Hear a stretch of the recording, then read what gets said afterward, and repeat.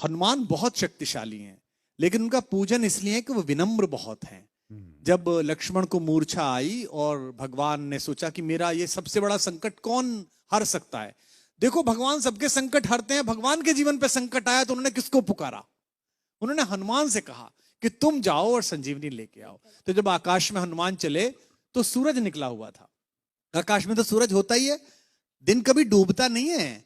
हमारी माँ पृथ्वी हमें गोदी में लेकर हमारे पिता सूरज की ओर से पीठ कर लेती है। माँ को दोष दे नहीं सकते तो पिता को दोष देते हैं कि दिन डूब गया है। दिन कभी डूबता नहीं है, दिन तो निकला रहता है। सूर्य कभी अस्त नहीं होता। कैलाश भैया ने गाया, क्या बात है, क्या बात, क्या कभी अंबर में। तो बेटा सूरज कभी डूबता नहीं है। तो सूरज आकाश में मिला, और अगर सूरज इधर निकल जाता जहां लक्ष्मण लेटे हुए थे तो भगवान के जीवन का सबसे बड़ा संकट आ जाता। उनका भुजा जैसा भाई, जिसे वो अपनी भुजा कहते हैं दाहिनी, वो पृथ्वी छोड़ जाता और भगवान सहन न कर पाते। तो इतना बड़ा काम करने गए, और कितने ताकतवर थे, पंच तत्वों में से एक पवन के बेटे हैं। सूरज से मिले तो उन्होंने कितनी विनम्रता से बात की। रवि भाई सूरज से बोले, हे सूरज इतना याद रहे, संकट एक सूरज वंश पे है। ये नहीं कहा कि मैं तुम्हारे लिए प्रार्थना कर रहा हूं, तुम्हारा ही खानदान है ना, सूर्यवंशी राम का भाई परेशान है, तुम भी सूर्य हो, तो आप ही के खानदान का काम करने जा रहा हूं। विनम्रता देखना आप कितने पोलाइट हैं, है ना।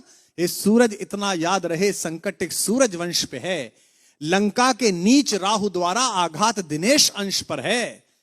मेरे आने से पहले यदि किरणों का चमत्कार होगा तो सूर्यवंश में सूर्यदेव निश्चित ही अंधकार होगा। कितना प्यार से बोल रहे हैं देखो आप। इसलिए छिपे रहना भगवान, जिसने राम के अलावा किसी को भगवान नहीं माना, वो हनुमान सूर्य से कह रहे हैं, इसलिए छिपे रहना भगवान, जब तक न जड़ी पहुंचा दूं मैं, बस तभी प्रकट होना भगवान, जब संकट निशा मिटा दूं मैं। आशा है स्वल्प प्रार्थना, ये जरा सी प्रार्थना सच्चे जी से स्वीकारोगे, आतुर की आर्त अवस्था को होकर करुणार्थ निहारोगे। 8 लाइन की विनती के बाद धीमे से अपना विजिटिंग कार्ड दिया सूरज को। शक्ति पाना, यश पाना, लेकिन विनम्र रहना। आशा है स्वल्प प्रार्थना ये सच्चे जी से स्वीकारोगे, आतुर की आर्त अवस्था को होकर करुणार्थ निहारोगे, अन्यथा क्षमा करना दिनकर, अंजनी तने से पाला है, बचपन से जान रहे हो तुम हनुमत कितना मतवाला है। क्या बात है। अन्यथा क्षमा करना दिनकर, अंजनी तने से पाला है, बचपन से जान रहे हो तुम हनुमत कितना मतवाला है। और धमकी भी कैसी दी, ये जो रवि भैया खड़े हैं ना आपके बगल में, इनके इलाका जहां से शुरू होता है वह धमकी ऐसी दी जाती है कि इतना गोली मारेंगे कि खोखा बेच के करोड़पति हो जाइएगा। लेकिन हनुमान जी ने कैसी धमकी दी, कितनी विनम्रता से। ऐसा कोई नहीं बोलता, ऐसे बनना सब।